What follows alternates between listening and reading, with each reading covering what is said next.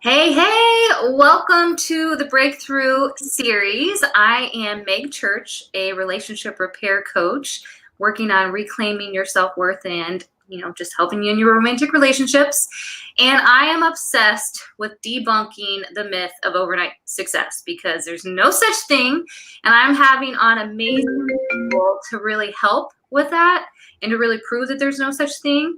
So today I have on my friend David Gibson. What's up? What's up, Meg? How you feeling? I'm awesome. Or I'm great, as you always say. You got to make it a great day. Great to meet you, Um, but what's fun about David, before he introduces himself, we met through Toastmasters, which is basically you practice public speaking in front of people in a structured setting. Yeah. The craziest thing, and this is such a God thing, is he knew my soon-to-be husband in 21 days, and I knew his wife, and Derek and I both knew Amanda from working with her, and it was just like the craziest thing. It's amazing how everything begins to align in place. You know what I mean? What's that? The 6 degrees of separation, so to speak. For real. You know what I mean? It's like real. It's real. I always thought moving from a small town that I would never have that. I'm like, nope, it's very similar. Yeah, for sure. Sure. You can't escape it. You can't escape it. Well, I haven't really introduced who you are yet, but David Gibson is all about elevation. His tagline is "Elevation is a must," and I'm going to let him have the floor. Just to introduce myself, I'm an average guy with an extraordinary vision, and when you mix that in with God's divine power, you can do exceptional things.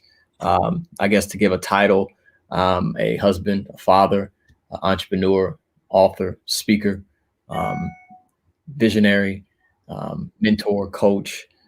Essentially, I step into the purpose that God has given me, and everything that I do is designed to help individuals upgrade their life, whether it be enhancing their belief systems, establishing successful habits, and then ultimately just aligning their lives with success and purpose. That's what I'm about. I lead a personal growth platform, which you gave the name of it. Elevation is a must. And through that, I have a variety of things that I do through coaching, speaking, hosting my own broadcast on a day-to-day basis. But again, everything is designed to help empower individuals to live their best life and become the best version of themselves. Mm-hmm.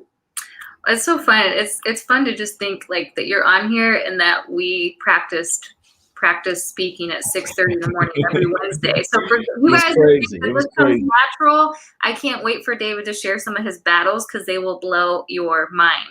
For sure. So I always say there's so many things for people like us who are helping people and have a love for helping people get out of their own way in whatever way that is. Yeah. Generally, our passion comes from our own pain. Yeah. The things that we've gone through and we've had to either conquer or still conquering or trying to figure out the lesson behind it. So talk to me and to us about some of your own battles. And like we talked prior to us going live, like me just launching my business and stepping into the calling that I'm in now and doing the work that I currently do, it was really birthed through my own personal struggles, right? Because like you've mentioned, like you find strength in those struggles that you face.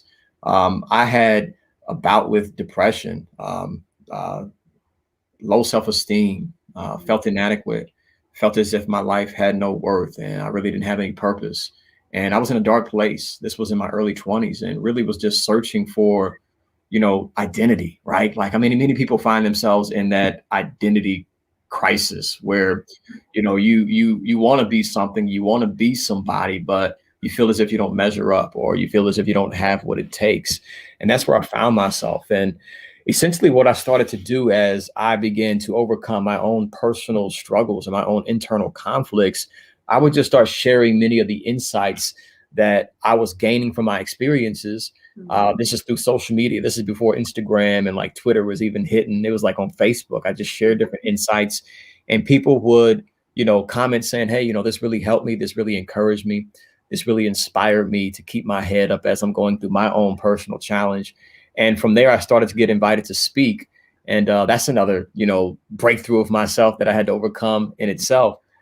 just being afraid to speak in public and afraid that you're going to say something that has no value, or you're going to stumble over your words. Well, I think you should also share, because you shared with us in Toastmasters that as a kid you were pretty much mute. Yeah, I mean, like, if you were to meet me 10 years ago, like, and ask me, like, would you be doing what you're doing now? I'm like, no. I'm like, no, absolutely no, because like Meg mentioned, I grew up very quiet and reserved.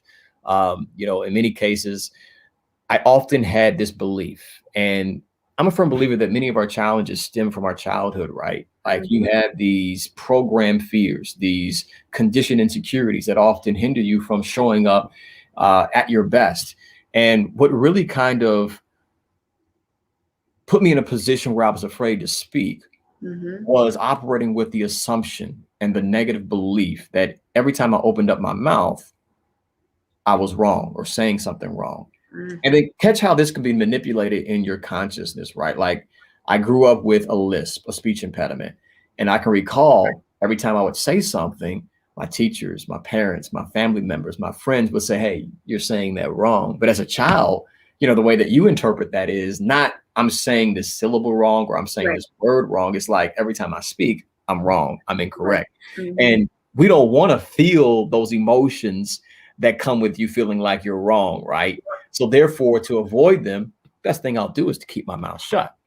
And, this began to carry over into my teenage years, adulthood, where, of course, if you tell a lie big enough, loud enough, and long enough, sooner than later, you'll begin to believe it. And that's what took place with me. I believed it for so many years in my life that this false belief became my truth. It was all based upon my perception, but my perception was not equating to what reality truly was, right? I wasn't wrong every time I spoke. I just assumed that.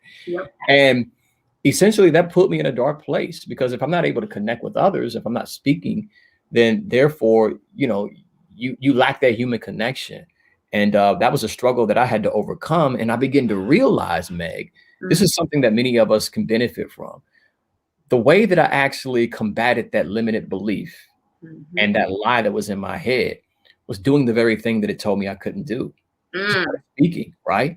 I started to challenge it, right? You challenge those negative thoughts, those limited beliefs, those insecurities, those fears that we often have that echo in our mind. You challenge them on a consistent basis, and then you'll start seeing physical evidence. And I remember highlighting that term. Like, I see the physical evidence of me speaking, and people are being inspired. People are being empowered. People are grateful for the words that I'm speaking. I'm like, hold on, man. All these years, I thought that I was going to be wrong, and I thought I had no value to communicate to others, but I see the physical evidence of me opening up my mouth and the benefit that comes from that. So therefore, a new frame of mind began to shape within me, and I began to realize, man, the very thing that you're gifted at is often the thing that is under attack.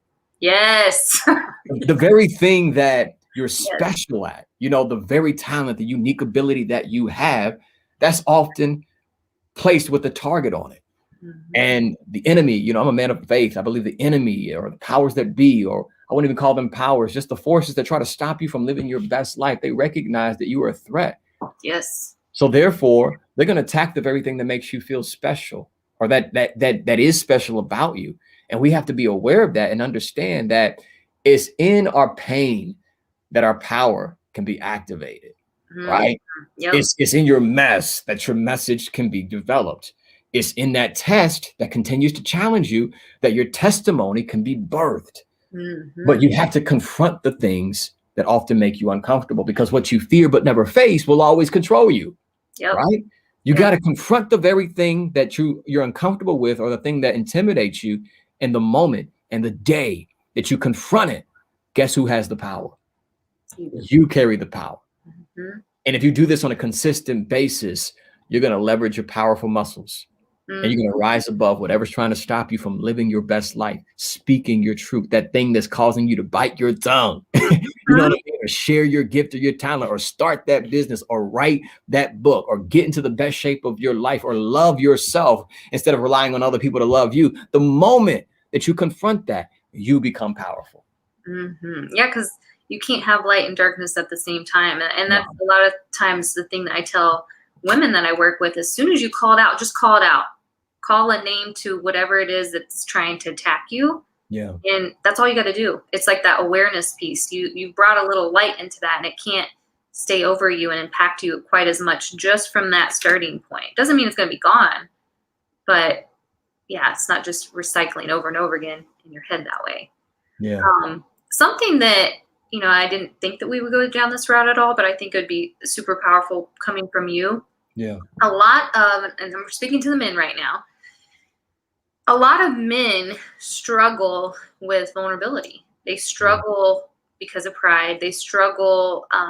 It's like almost where they have to be powerful at all times, and they have to be above, and they have to be seen as successful and whatever. And, prior to going on live, we kind of talked about that a little bit, about how much more you connect when you're humble and you are heart-centered and you can actually share some of your deeper struggles. Yeah. What do you feel like prevents men from doing that? Like, what advice would you even give to have men break up with that? Because women love when men can be real and quit trying to put on this facade that's fake. Yeah. Well, I mean, it goes back to our upbringing, right? As a boy, as a young man, we were taught and conditioned to divorce ourselves from our feelings. Real men don't cry. What you crying for? It don't hurt. Suck it up. You may have fallen. Hey, dust it off. You better not cry. That conditions you at a young age to bottle up those emotions. And that's a dangerous place to be as you become a man, because emotion is a very influential force. Whether it's faith or it's fear, whether it's the emotion of passion or the emotion of worry. Like, emotion can influence you in so many ways. In fact, it's the greatest influence on our behavior. And if I bottle up these negative emotions, it's often like, I wish I had like a pop here, a pop bottle, but I'll use this instead. If I had soda in here and I shook it, you know what I mean? What that does is it generates pressure. And then one small little just tweak or turn of that knob is going to cause that pressure to explode. And then that top comes off, right? And that often happens in many people's lives, where they bottle up these emotions. They bottle up their fears. They bottle up their mistakes. They bottle up their insecurities. They bottle up all of their pain, their struggles, and the problems that they face. And then something happens that triggers it, and then they explode, right? So I think as men, speaking to the brothers, the kings, it's very important for us to understand, first and foremost, you're not alone, right? Like, all of us struggle from time to time. Many of us are in struggles right now, including myself. My grandmother used to say there's 3 types of people: one person that's in a struggle, one person that's walking out of a struggle, and another person that's walking into another struggle. Everybody experiences struggle, because if there's no struggle, there is no progress. Struggle is God's tool that he uses to make us better, to help us improve, to help us develop, to deepen our character, to sharpen the qualities of who we are as individuals. So first and foremost, let's understand and keep it real. We all go through something. We all go through something, but we don't want to just go through it. It's important for us to grow through it, right? And a part of growing it is facing it, accepting it. And a part of doing that, and makes it easier when we communicate with others that may have experienced it or are going through it right now. Like, creating your circle of influence, of people that you surround yourself with people you can trust, and like, yo, man, I'm really going through it right now. I'm like, yo, man, I dealt with that a couple of years ago. Here's the tools. Here's the strategy. This is the way you got to think, man. This is the way you got to approach this situation. That prevents us from exploding, right? Exploding, and then you have a crisis in your family. You have a crisis at your job. You have a crisis with your health, because you explode. And that's just years of stress and trauma that's been bottled up within us. Well, I think that that's one of the things too, that women go through this too. We might sometimes be more prone to asking for help, but if you think about men versus women asking for directions, if you see someone that can help you get from point A to point B faster, that has the tools, that's been there, that's going to say, don't do this, do this, why not ask for help? Like, as coaches, that's what we do. We say, you know what? If you do this on your own, these are the things you're going to face. This is probably the timeline it's going to take you to get over it. If you want to get through it faster, it may hurt a little bit more while you're going through it. It may suck. As we said, there is no success unless you suck first. And that part is the humble beginnings. But they can guide you. They can give you that little extra TLC when you're in the worst part. but it's that pride we have to let go of. It's And that. that's what I was going to mention. Yep. Pride. I mean, pride, that right there blocks many people's blessings. You know, Yep. you got to swallow that pride. And part of swallowing that pride is operating with the understanding that you're human, right? You're human. And I'm preaching to the choir now. I'm preaching to myself, you know, because in many ways, they call me Super Day, you know, when I was training with boxing, Derek and, you know, Ben. Ben, you know what I mean? They call me Super Dave, you know, and they'd often short for it. Super Day was kind of shortened into Soup. They would call me Soup. So I always had this cape, you know what I mean? Cape on my back, the S on my chest. And many men walk around with that persona, right? And life will humble you quickly. God will humble you quickly and put you in a position where you have to swallow that pride and say, yo, man, I need some help. You know, because no one man is an island. You know, we're living this thing called life together for a reason, because you have experiences, Meg, that you can share with others, and that will help empower them as they go through their struggles. I have experiences in the same way as every single person that's even watching this live. There's unique experiences that you have that you are to share with others to help them make it through what they're going through. And again, not just go through it, but grow through it. And maybe even in some ways, if we're smart enough and we swallow our pride, it will shorten the duration of the struggle that we're in. You know what I mean? Like you can cut that thing in half just by asking, hey, can I get some help? Yep. Coaches, cut that thing in half. Exactly. You know what I mean? I mean, many people, they'll find themselves stuck in a situation for years or even decades that it could have been resolved in 6 months had they asked for help. So, okay. So I know that you box. I know that you speak. I know you do all of these things. Yeah. But how did you start breaking up with that inner bully? How did you start putting it to rest? R.I.P. bully. And what are you currently doing? I mean, you kind of shared a little bit that you're, you know, in some struggles right now too. We all are. Yeah. What have you done that's worked, and what are you currently doing? So full transparency, man. Like I see many of the dream catchers in here in the comment section. Salute to you, Kenyatta, Dwayne. I see Latoya as well as Denise. Like literally, man, I find myself in a struggle. Like it is arguably probably the toughest struggle I've ever faced in my life. And again, you know, it's like everything that we face and go through and grow through is to be used to benefit others, right? To help them evolve and grow, to share the tools and the knowledge and the insights that we gain from our experiences with others so they can be made better. And I'm going through some health challenges that have created many other things that involved in my life and really just put me into a dark place. You know what I mean? To be fully transparent.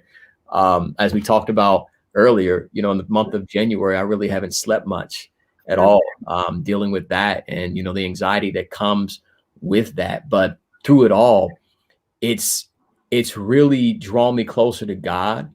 It has really helped me discover more about myself. It's really drawn me closer to my wife. It's made me a better man. But when you find yourself in the heart of it, it's like, yo, man, this sucks.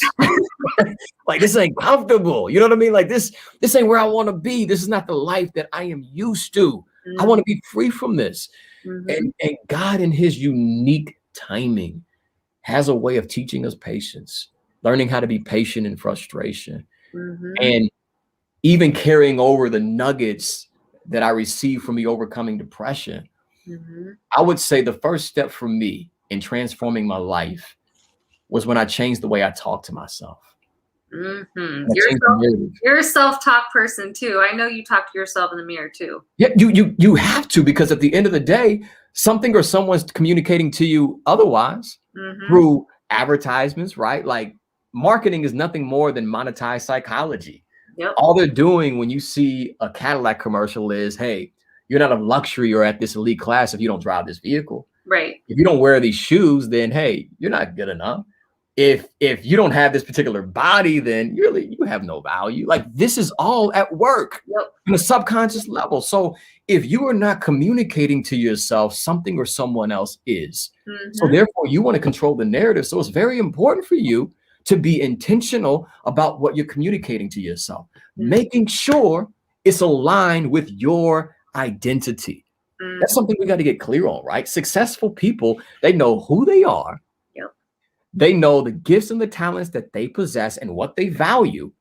And they know they want to create value for themselves and value for others, getting clear on that identity. So if you are not speaking and communicating to yourself, something may come in and contaminate your idea of who you are, and that can affect your entire life. It will affect the way you show up. It will affect how you communicate to others. It will affect how you see yourself fitting in the world. It will affect what you're willing to try and what you're not willing to try.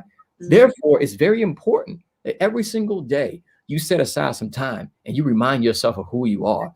I'm powerful. I'm extraordinary. I'm strong. I'm free. That's who I am. I identify with that. I refuse to allow something or someone else to dictate who I am. Yep. If you ever want a shift to take place in your life, hear me clearly. Everybody that's watching this live and those that's catching this on the replay, the shift will take place the moment in the day that you instantly, consciously decide who you're going to be, rather than allowing your past, your present predicament, or your situation to do it for you. What most people do is they identify with their mistakes.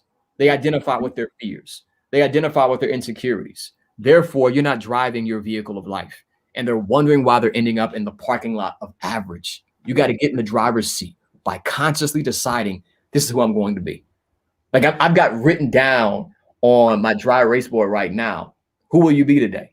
And I think that should be a question that we all ask ourselves. Who are you going to be today? Who's going to show up today? Will you allow fear to show up today? Or are you going to live by faith? Are you going to allow doubt to show up today? Or are you going to be confident? Are you going to allow discouragement to rule your day? Or are you going to be staying determined? Like you got to make up your mind. This is who I'm going to be, and draw the line in the sand. Okay. I'm not conforming. I'm not compromising. I'm not negotiating with any negative emotions. This is who I am going to be. And I'm talking to myself as well as I'm talking to others. I know. Okay. So there's so many things that are outside of our control. And we definitely learned that with this whole year of COVID. Yeah. Quarantine and really having to switch and everything up. But you said the key word right there is decide. Yeah. God gives you all the things, gives you all the tools, but you have to decide to take that action. Yeah. And especially speaking to those who have been through depression, are currently in depression or whatever, don't discount the small steps that are going to start aiding the momentum.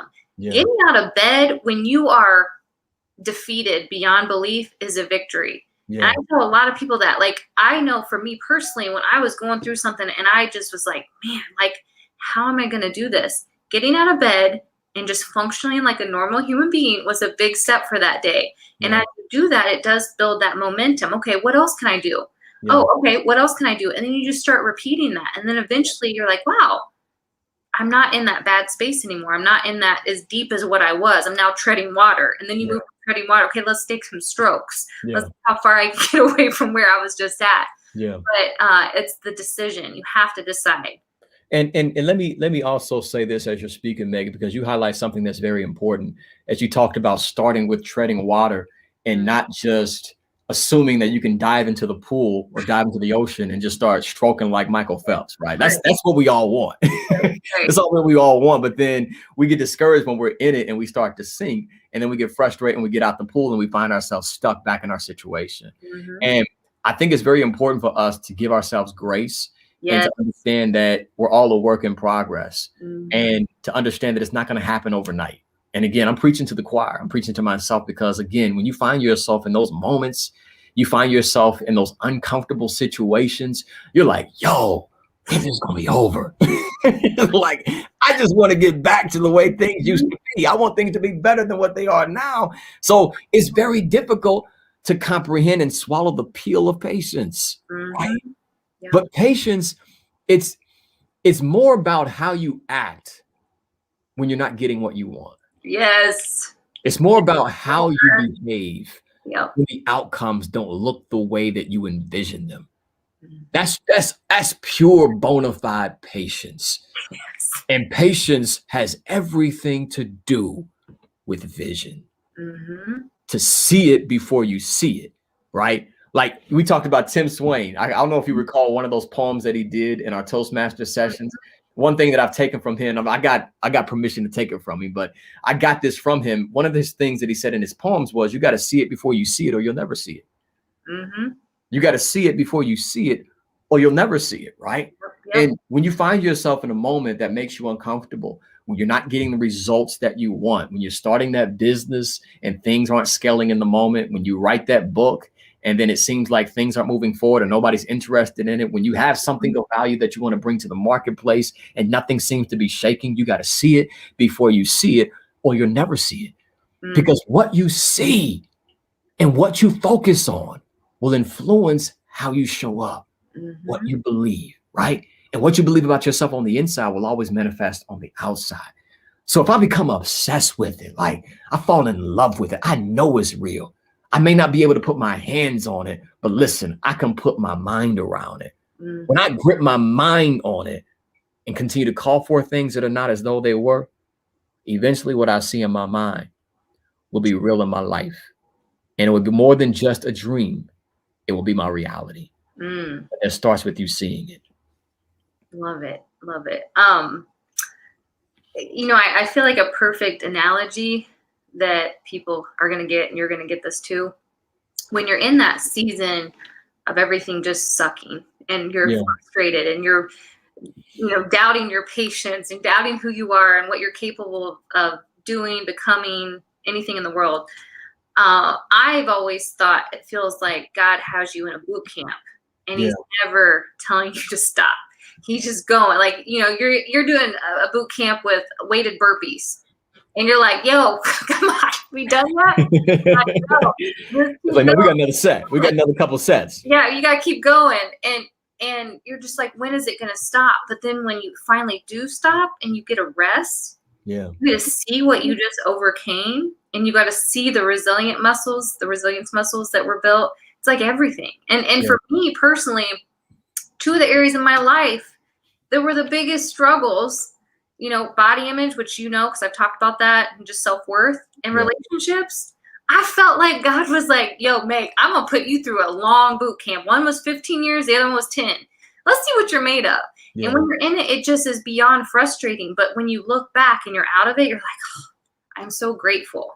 So I think being able to see the silver lining in those struggles is the beauty of it. You may not see it right now. You may not see the muscles the first 10 minutes that you started your workout, and you haven't worked out in a year.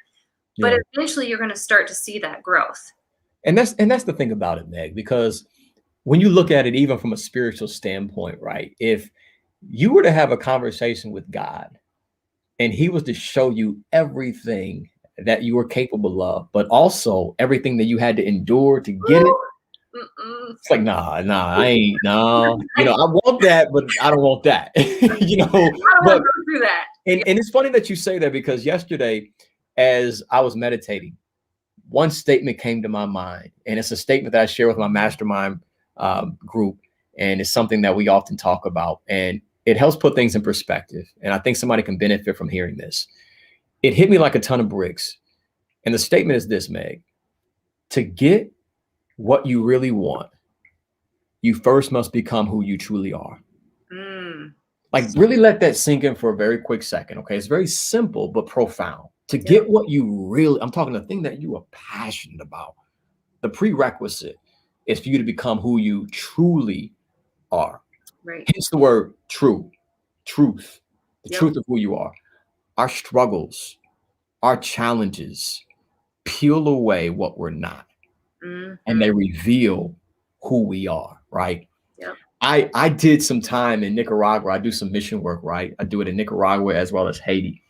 And a few years ago, I had the opportunity to go to Nicaragua, and we visited this individual who goes by the name of the Potter. They call it the Potter's house, right? Oh, yeah. And we know in scripture, it talks about that God is the potter and we are the clay.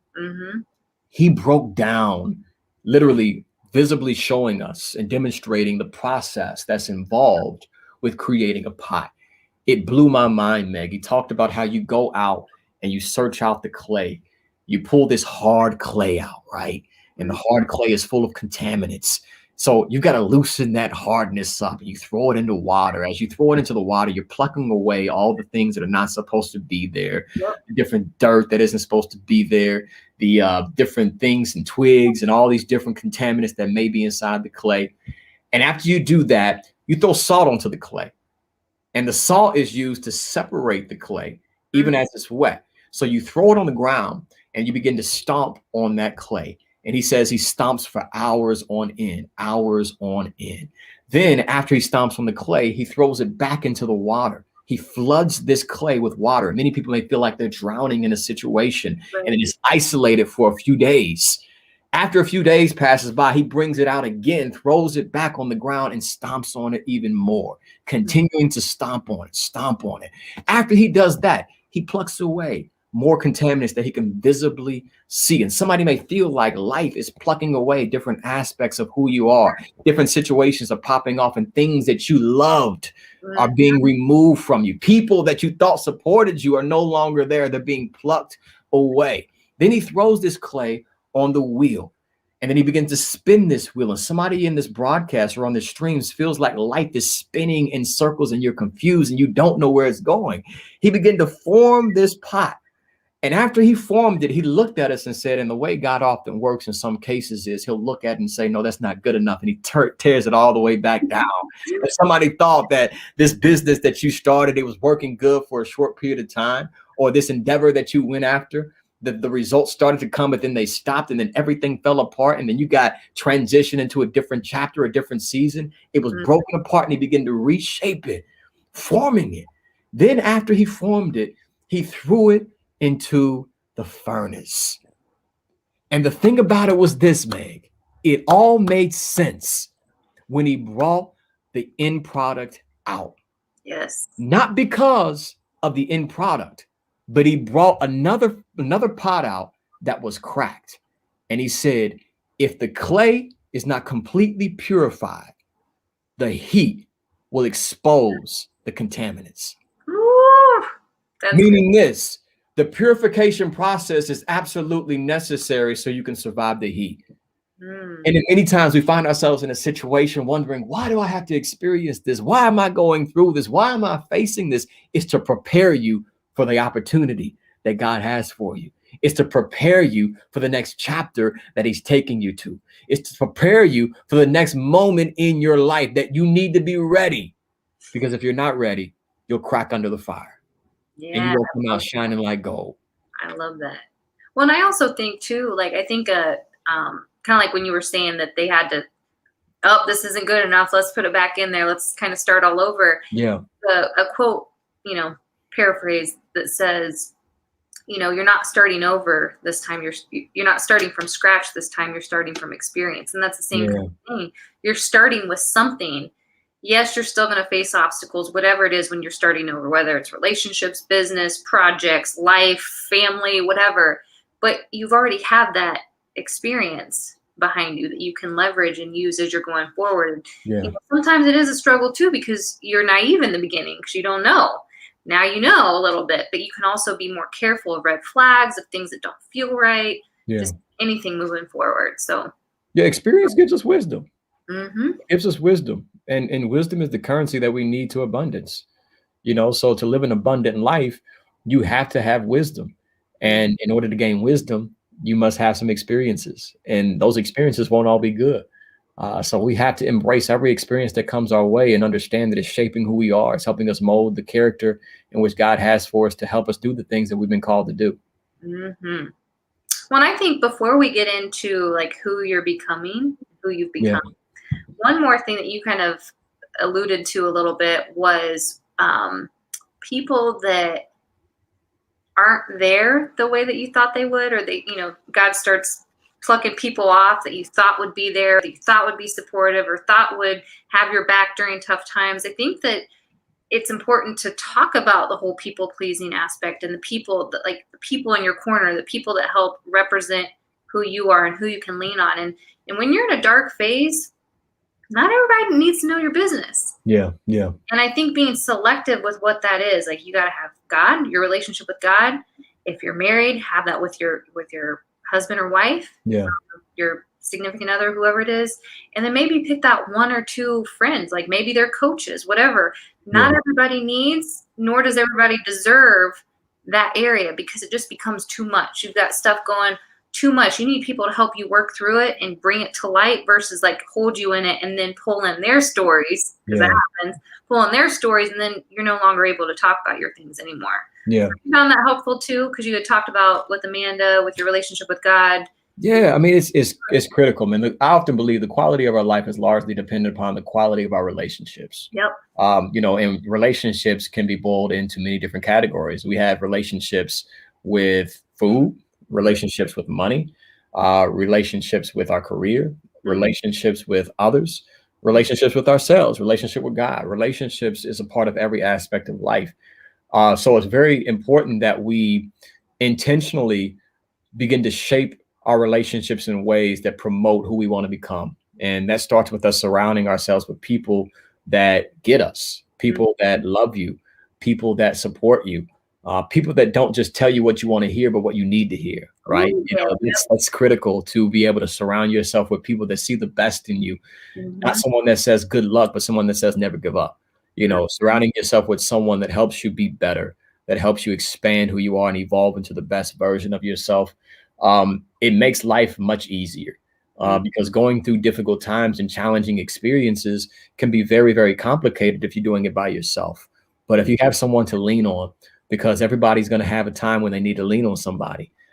If you have someone that you can have a conversation with and they have an open ear to it just to listen, they don't even have to give you insight, just to give you a moment to just vent on how you're feeling. That makes the process much, much easier. So it's very important that you surround yourself with people that see the best in you, that love you, and they're not going to go out there and put your news all on social media or, you know, open up the newspaper and you got your information right there on the front page.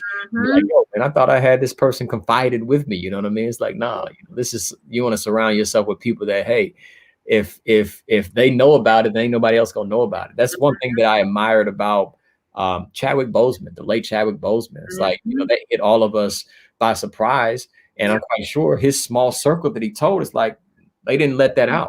You know, they could have easily went out and said, yo, went to the media and even got paid for it. It's like, yo, this is a big story. This is a potential issue that he's dealing with. But, you know, he had a circle of people that loved him and cared for him enough to say, yo, we're going to keep this in house and we're going to be there with you. We're going to support you every step of the way.